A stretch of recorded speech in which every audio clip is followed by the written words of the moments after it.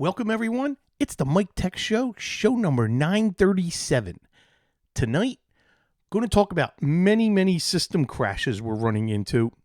And I think a culprit is a a Windows update that's causing some problems, but along with some other things. Lots of new system purchases, more printer problems, just driving us crazy.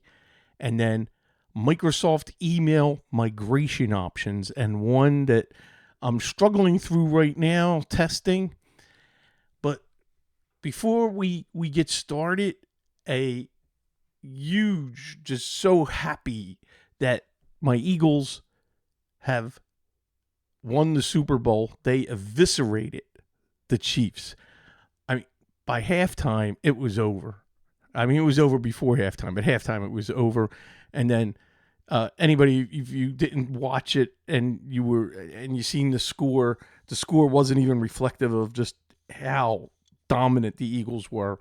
So it was fun if you're an Eagles fan, and had a good time. And to show that, I'm wearing my official Super Bowl champion shirt and hat that they wore on the field the minute they won, and just enjoying it. Now, tomorrow in Philadelphia on Friday is the parade. And my son has off, and they closed all Philadelphia schools. So his two sons are going to join him. With him and my other two sons, they're all heading down to the parade. And it's Valentine's Day tomorrow. And I learned last night that I'm going to have a surprise visitor. My wife will be down for a long weekend, and she arrives tomorrow afternoon. So looking forward to that. So, and then at the same time, I have a client system migration, and she's in Maine, and she's had the new system for a while, and we haven't had a chance, and it was scheduled to begin tomorrow. And I'll tell you, with all the systems, as we start talking about this now, I literally ordered 2 systems yesterday that came in from Dell. And it's funny. I am so glad. Our first client ever is a law firm in Center City, Philadelphia. And they must have got a nice settlement for a case, because now they're ordering all the systems that need to be replaced. So that's great. And just ordered 2 more. They'll be in, then I'll have Michael's schedule. And what we're doing and what we're using and could not live without. As a matter of fact, tomorrow afternoon, before I head to the airport to pick up my wife, I'm going to remote in and kick off a Fabs Autobackup, which we always use to transfer all the files and settings, all the browser, everything that's part of every browser that you use. The program's tremendous. Link is in the show notes. I'm an affiliate where you could click on that and get the program. It has saved us. And with all of these new systems, that's what we're doing.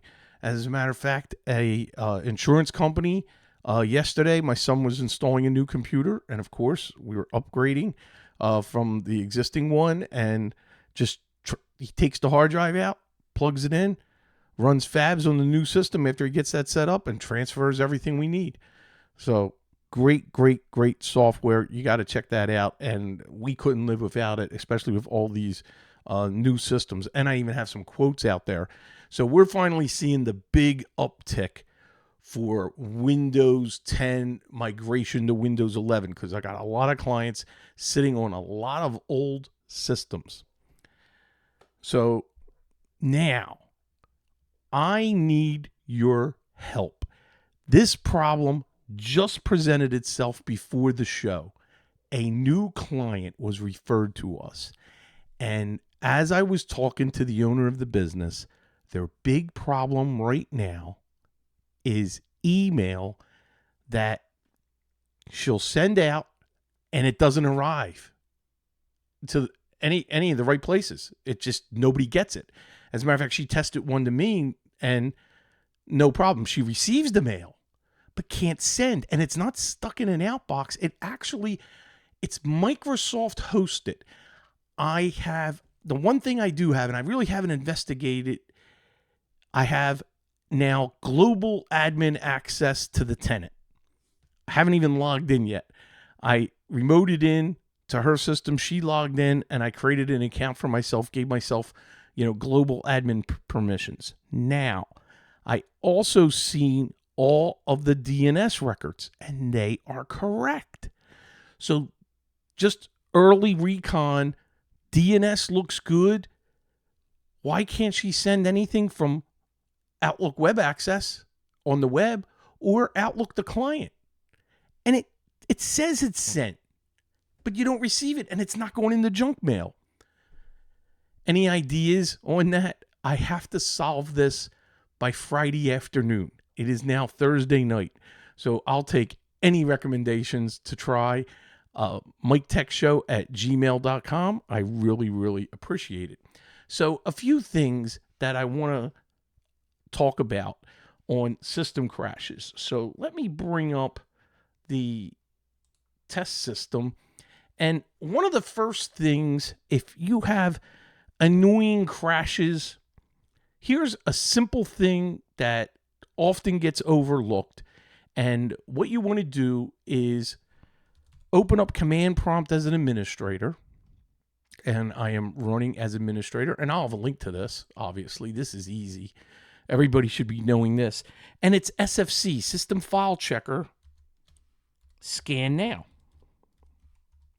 So I'm doing a live system scan. And what this does, it looks for corrupt, missing system files.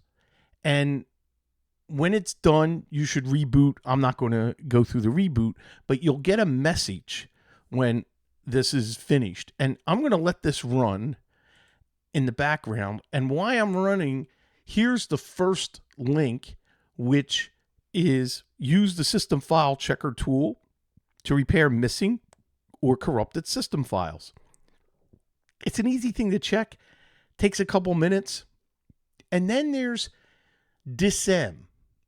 And this is another tool, and we're going to cut and paste and run this after we do the system check. And DISM uses Windows Update as the source to provide the necessary files. However, if your Windows Update client is broken, you can use a running Windows installation. And so they have the command lines that you can actually check. And they have that first, and then the second one is SFC Scan Now. So let's bring up our Scan Now is at 66%. It moves pretty fast. I mean, I know the message that you got at the command prompt says this process will take some time, but this is definitely worth doing just to be safe. This has fixed things sometimes for a client, which it just did this week for me. But other times, even though it says it repaired files, it didn't fix the initial problem that presented itself for us to try to solve. So we're closing in on 100% now, and there we go. Windows Resource Protection found corrupt files and successfully repaired them. For online repair details, they're all included in the CBS log file located, and it gives you, see Windows log cbs.log. So you would check that out, see what's going on. Now, I'm going to also, let's run the DISM, and we're going to right click and copy that, and also put that in the command line. Going to right click paste. And there we go. So right now, it's deployment, imaging, servicing, and management tool. So we'll let that guy run. And as you can see, there's the equal signs is like a graphic bar going across. And we'll take a look at that. I would also take a look at the following. when you're diagnosing problems, I go to Task Manager and I want to find out what is starting up. What can I disable? And you'll see here, I have a lot of different things that I've disabled along the way on this test system, but I do have OneDrive, AccuTray. There's an audio driver, security health, and that's it. I mean, I keep it minimum. Um, just check and disable anything that could be getting in the way, and it's going to definitely help you on reboots. So these are things that I did to help Dave the Rave the other night. And the reason why I'm bringing him up is because a lot of listeners know him from post shows years ago. He's Relics and Rarity popular DJ, and he also does a show with Tommy James on the 60s channel on XM Radio. So the reason why I'm bringing him up is because he hooked me up with 2 tickets for next week for my son and I to see AJ Croce, who is Jim Croce's son, and down here in Clearwater. So thank you. But these are things that I ran on 2 of his computers, and one of them was really slow and all kinds of problems. It's old. He knows he's got to replace it, but I ran a bunch of things to clean it up. And certainly stopping all the startups, running these processes that fixed some system files. Okay, so while that's running, we're going to come back to it, but let's bring up the next topic that I want to talk about, which is ways to migrate multiple email accounts to Microsoft 365 or Office 365. I have a client that is on Ionis Mail. I thought I had all the passwords, but that's something I got to get back to one of the owners to make sure that they're correct. And it's only a 20 user migration. I already set up everything in Microsoft, but something I have not used, and I'm trying to use the migration wizard that's part of Microsoft 365, and you can migrate mailboxes in batches, and you can download a very simple CSV file and fill in the username and the display name, the email address, username, and their password, and then you answer a bunch of questions. And I'm trying to migrate the email from another IMAP enabled mail system, which is what the instructions are for Ionis to make that change. I am having problems, but I think they're self-inflicted, and that's why I have to go through it. But has anyone went through and used the migration that's part of Exchange when you're in the Exchange admin console on Microsoft 365? So I'm trying to save the money and not go through BitTitan's migration wizard, and I may end up having to do that. So we'll have to we'll have to see as I go further. Anyway, that's something I wanted to bring up. This is still running, so I'm just going to let this run and come back to it and check out what's happening. It's at 62% on DISM. So let's get back to my notes.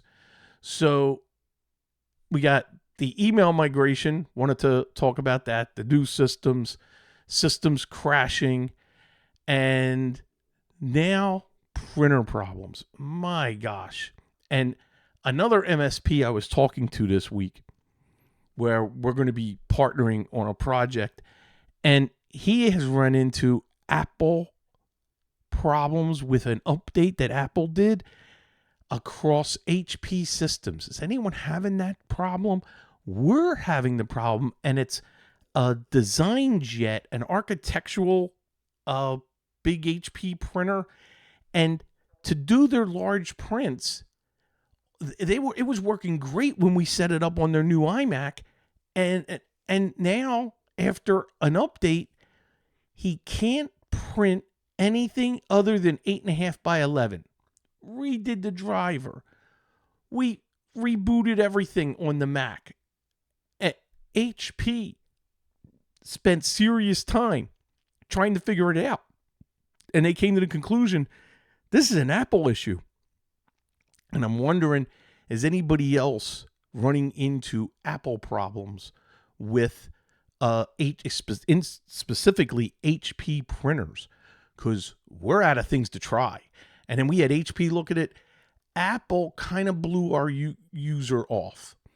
And I'm reading a lot online, and it seems like the consensus is there's an Apple problem that after the last update, they killed and all sorts of different problems trying to print to HP printers. So this one's too expensive to just, let's go replace it with a new printer. This is one of those big drawing printers.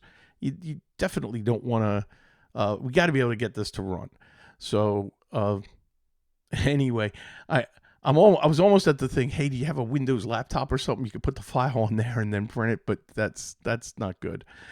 So still working on things. Now, 2 clients, and one I think I'm going to be working with tomorrow morning, because Wi-Fi versus wired printing. Of course, we want to be wired when we can. Now, this is an office within a bigger building, and this office has to print checks.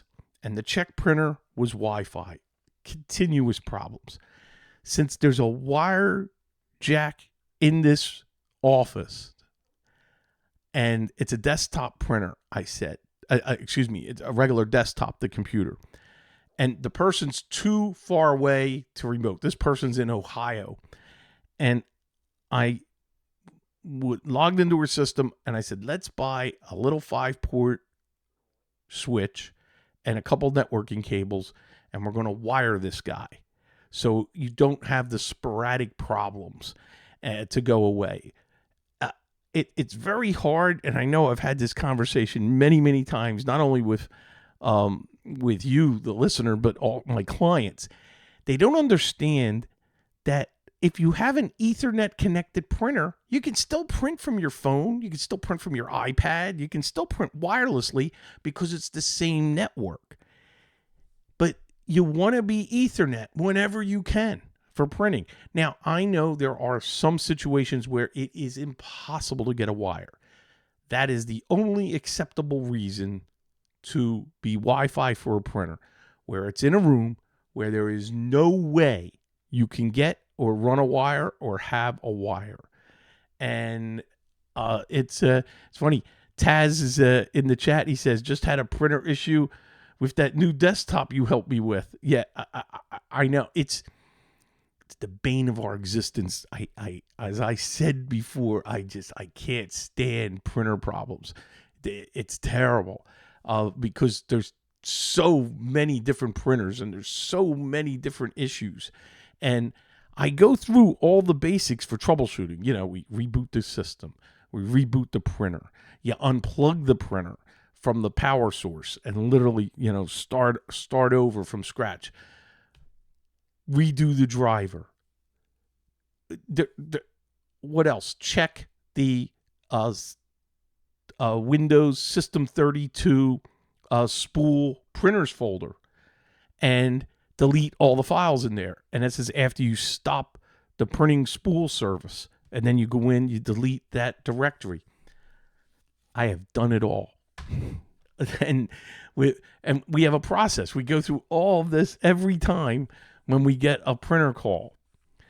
Now, something else that was unusual this week, and it was really, really had a potential of being disastrous for a client who is a financial advisor, and there's a utility that runs on the systems. We have a few clients with this, that in order to be compliant, it checks, is the system encrypted?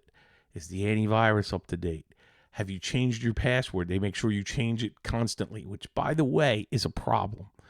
And if you change it too much, then the consensus is that then the user will write it down. And now it's not safe. So you shouldn't force the change too frequently. So what's a good, I think, 90 to 180 days. I'm thinking you don't change it every month. Anyway, this changes every month. And we always run into a problem where the user messes up, where they will go and they think they changed it to the right. Now, I have an admin account, and we have to change the password. And what's hard is, since all these users have this problem, we add a number to our admin password, because if we haven't logged in a while, it forces us to change our admin password. Well, here's what happened with my son. Somehow it got locked out of, the user got locked out of his account, and our admin account got locked. And Windows 10, and this is not on a domain, this is a standalone, work group computer, says your account's locked and it can't be unlocked. We've never seen that on both accounts. Now, there was another RF, well, it was a few letters, admin. We don't know who that was. And we got a hold of the office manager, and she recognized it as a company that used to be their broker-dealer that was purchased by another broker-dealer. And so that admin account was left behind. They knew the password. So they were able to get in with that password. And then that enabled us to change our password for our admin password. And the user was able to successfully change his. Just a real pain, but something you end up going through an hour or two trying to solve that just happened this week. And I wanted to share that. I don't know if anybody's ever ran into that, but that was very, very strange.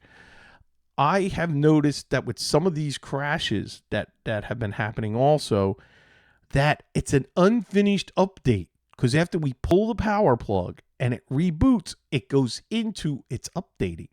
Then it finishes, and then it logs in. Had this happened to a couple systems this week on the Patch Tuesday update. I have not investigated enough to know exactly which one it is. They are all Dell desktops. So I'm not sure if it's a Dell update that happened or a Microsoft Windows update, but there was something that was causing a conflict and causing a problem, which then means our phones light up. So fun with everything. So that's it for tonight's show. But before I do that, let me go back and check. The restore operation completed successfully. Here, I'll show you what the screen reads. And there we go.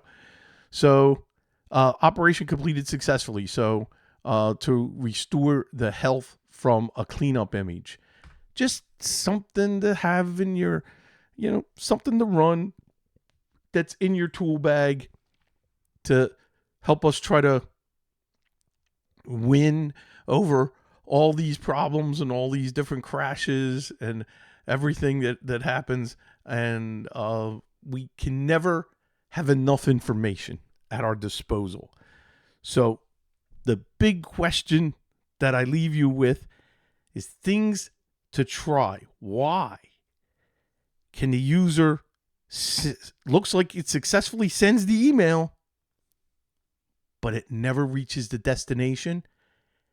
All the DNS is correct. I have global admin access to the tenant. Anything you can recommend for me to try to look at, I really appreciate it. MikeTechShow@gmail.com. Remember the videos. You can subscribe on YouTube, and that's at Michael Smith MTS. That's it, everybody. With your significant other tomorrow. Have a happy Valentine's Day. Everybody stay safe. And I am so happy to, have watched watched a Super Bowl where your team just obliterates their opponent. I just never seen that. Never had that happen. It was so enjoyable. So that's it. I know they're going to have a great time at the parade tomorrow. The reason why they had to wait for Friday is because all the bad weather this week in Philadelphia. It snowed Tuesday night into Wednesday and then rained all day today, Thursday. So the only good day was tomorrow, Friday, February 14th. So that's it. I'll see everybody next week. Same time, same channel. Bye-bye.